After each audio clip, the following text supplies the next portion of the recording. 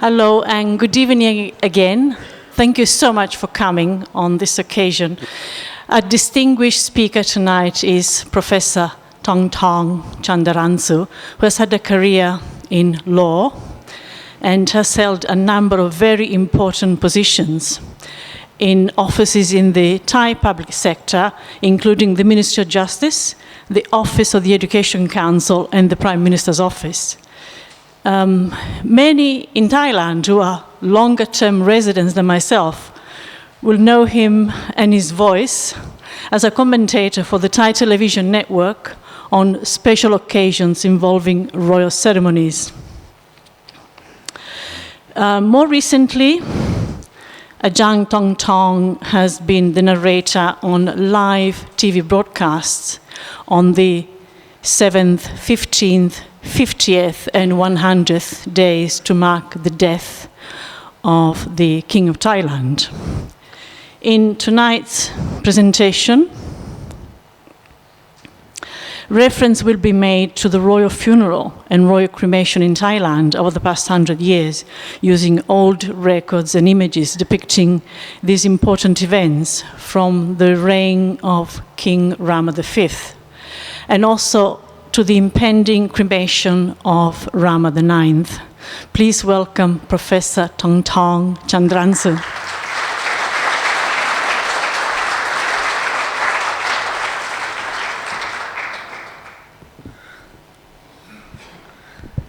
Good evening, ladies and gentlemen. It's my honor and privilege to be with you tonight on the topic which is quite difficult to find some words in technical term in English, because all of the story is based on the Thai belief, which date back maybe 300 years or 400 years. Most of the audience in this auditorium, I have noticed that you are foreigners or Farang for me, but understand that most of you have spent times in these cities or in Thailand for years. So you have noticed or you have experienced that the loss of His Majesty King on the 13th of October last year is the one of the event major in the Thai history in our lifespan. Even though for myself, I have experienced or witnessed the royal funeral or royal cremations for 4 times in my life, starting from the year 1984 when Queen Ramphai of the King Prachatipok or King Rama VII passed away. We have the ceremony, which is first experience for me, because beyond that or before that, when I was only 1 year old, in 1956, I was born. It's a secret, don't tell everybody. I was born on 1955, and the first cremation ceremony for the royalty happened on the year of 1956. But by those time it was only one year old, so I cannot recall any information. And the Thai history never experienced the royal cremation for almost 30 years, until the year of 1984 when Queen Ramphai passed away. And about 10 years later, when Princess Mother she passed away, we have the ceremonies. Some of the young generation can recall these events. And in the last 5 or 6 years, we have lost Princess Kalyaniwattana, the elder sister of His Majesty King Bhumibol, in the year 2008. And the last ceremonies which we have for royalty cremation is for Princess Pecharat Rajasuda, the daughter of King Vashiravot of King Rama VI, in the year 2011. But this time is not the same, because the first thing is this time we lost our king.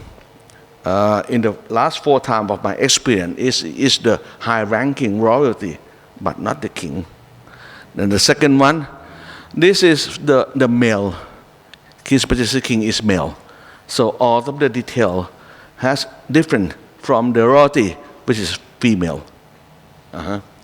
And the last thing is the feeling of the people, the sense that his spirituality belong to all the Thai people.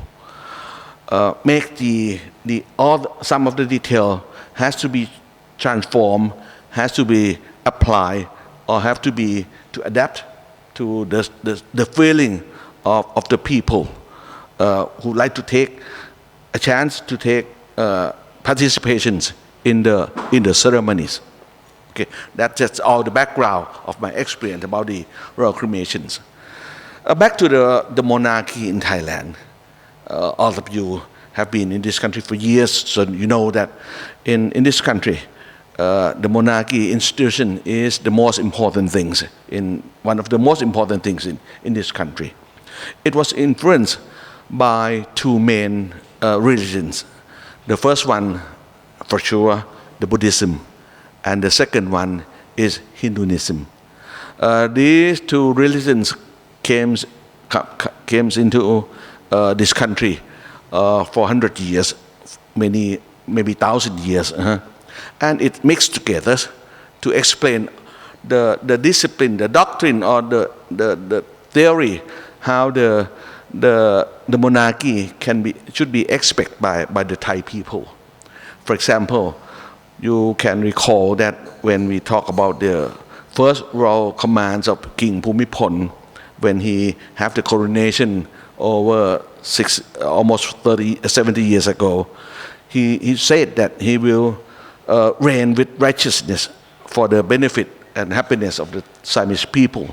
When we call the righteousness, it can be explained more than that by look back to the teaching of the Lord Buddha, when we call the 10 discipline of the king according to the Buddhism, that the rules that the king should follow it. But beyond the Buddhism, Hinduism also has the influence for all the Thai people. You can see shrine at Ratchaprasong intersection. We still have Praprom shrine, that kind of things. We believe that our king, on this side, on this hand, we believe that the king is the part of the God from the heaven, and the major god in Hinduism, we have three gods together. We have Brahmans, Praprom. We have Vishnu or Pranarai, and the third one is Shiva or Shiva. So it's difficult to decide that what should pinpoint that who is our king from one of the three. So to solve this problem, we try to explain that he is mixture between these three. So I'm the lawyer by my education. When I look back to the old papers of law or law decree in the good old days, they have the royal seal on the first page, and not only one seal, but at least three seals together. The first one is sealed with the Hangsa, or the heavenly bird, which is the bird which belongs to Praprom, and the second seal in the middle is the Garuda seal, because the Garuda is belong to Vishnu, and the third one is about the third eye of Shiva. So all together was printed out or stamped on the papers. So you never have a chance to question, is he our God or not? He totally is our God. That's the story. So when he passed away, the king has to back to the heaven. That the story. But we don't forget the mainstream of the Buddhism belief in this country. The way how to make a merit for the one who has passed away. We base on the story or tradition of the Buddhism belief. So when you can hear the news or information that on the first 100 days we have the royal chanting from days to night, from 6 in the morning until 9 in the evening. And in the old day, when Queen Rampai Pani passed away 30 years ago, it ran through 24 hours. We just shortened it at this time. On the last time when we have the royal ceremony for Princess Pecharat, I mean about 5 years ago, the royal chanting lasts until midnight. This is the first time that we shortened it to be end up at 9 in the evening, because all of the officers, all of the monks are very tired at this time, and very difficult to handle everything until the midnight. And you might notice that millions of people on the queue up to pay homage to His Majesty King. Everything has to be carried on, has to be handled with care. The way of making a merit is based on Buddhism. So we have Buddhism chanting. We have the sermon or the Tetsana to mark every week of His Majesty passing away. Even until now, from the ceremony which marked 100 days of His Majesty King pass away, the royal sponsor or the royal family who is the host of the ceremony is end up the duty. And from now on, the royal family allow the Thai people, the university, the company, the society, or any group of Thai people to be a host of the ceremonies until the cremation ceremony will happen in the future. So this is the main idea, that after the king or royalty has passed away, we make a merit on the basis of Buddhism belief. But for the cremation ceremony, the cremation hall and every construction in that area based on Hinduism, based on the story of Khao Prasumen or Meru, which is the mountain which is a place for the gods. Every detail of the construction should be that way. Most of you live in Bangkok.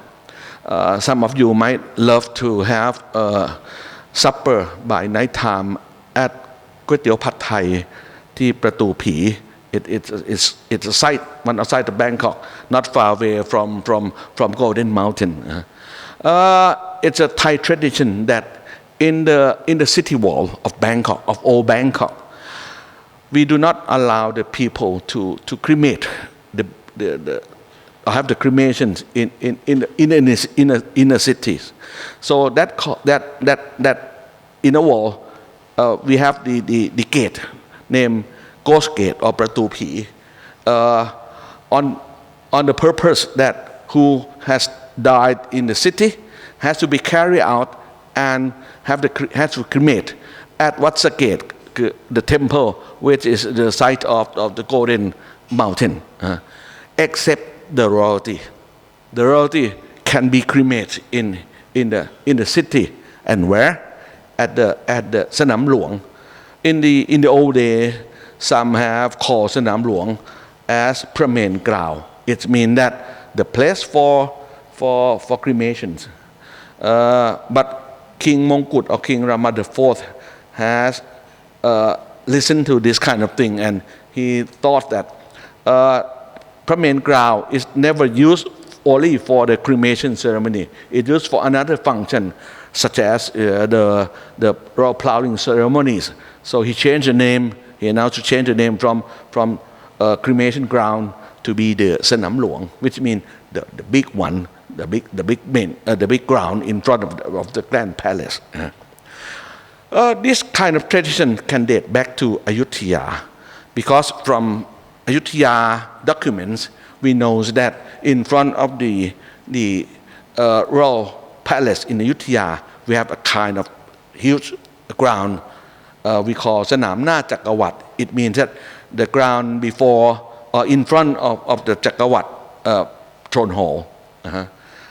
And you might notice that when we built Bangkok, 200 something years ago in 1782. It happened 15 years after the fall of Ayutthaya. So I can say that, or I can claim that King Rama I and all his colleagues, his families, and all the Thai people, and all the other subjects who have the helping hand to build Bangkok by those times, has witnessed what happened in Ayutthaya, have witnessed the story of Ayutthaya, the glory of Ayutthaya, and they learn from Ayutthaya technology.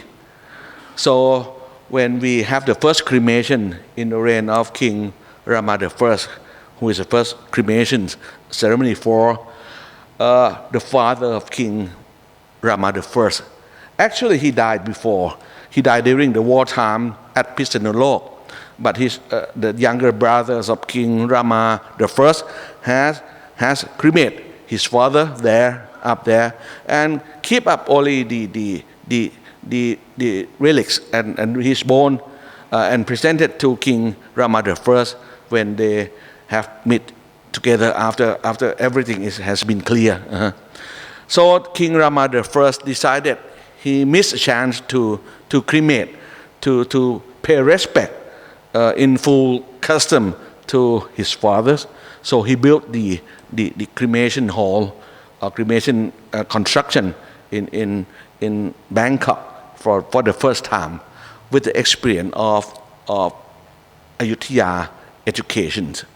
The first pictures which I have shown you here is Pramen, or the cremation hall for King Rama IV. The scale is very, very big. Its height from our record, it heights about 100 meters. You can compare to Temple of Dawn pagoda. At that place is 60 meters. This is 100 meters. You can look at the scale of the people when compared to the scale of the building. So it takes years to finish it. We have to bring the timbers, the bamboos, the papers, the cloth, and everything from all the province together to build this kind of thing. So it takes time. It's about at least 1 year or 2 years. So during that time, you can imagine that by those time we have the big royal family. His Majesty King has queens and concubines, has prince and princess in his families. So every year we have 2 or 4 or 5 prince or princess pass away. So we have this kind of cremation hall. We start up with the cremation for the king, and we keep it. For the next week, we cremate the prince or princess by one. So it maybe last for 2 months to the end of all the ceremonies. But this main or pramen is very, very big, and it's quite difficult. You have to put all the effort to finish it. So King Rama V, King Chulalongkorn, you know that King Chulalongkorn is one of the most favorite king in this country. And during his reign, which lasts for 42 years, he is the one who bring the reformation to this country. Even my law school happened, the story back to the reign of King Chulalongkorn. So he decided this kind of idea to build this huge cremation hall is too expensive and should be adapted to the new world. I would like to tell you the secret that in the middle, inside of this big building, there's another small building, and King Chulalongkorn said that you should build only small building, which is inside, which used to be inside, and you need not to have the big one to cover it. That's the story. So we can move. This is, I understand this is the most the oldest pictures of the premier